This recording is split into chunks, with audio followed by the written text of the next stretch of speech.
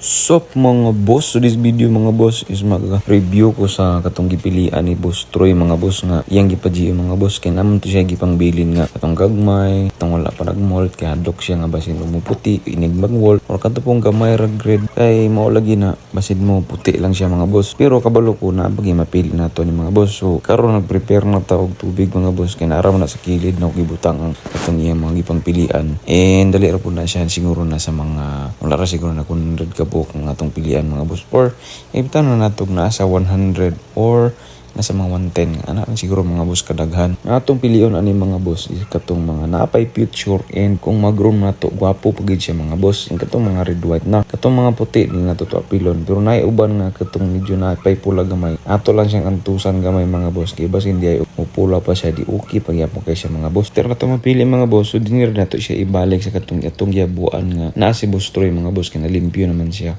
But before na to ihulog mga boss, syempre ato sang ipakita sa inyo mga boss kung unsa tong napili na to. So naara sila mga boss, 40 pieces na siya mga boss. Pero after ani pagdako nila ani ato pagyapon ni silang pilian. Kuhaon na to kung naapagi mo puti o possible ay naapagi mo puti mga boss. Ang ato lang ibilin dayon is kato na lang mga red white. So taman mga boss, tikoy gani. Let's go!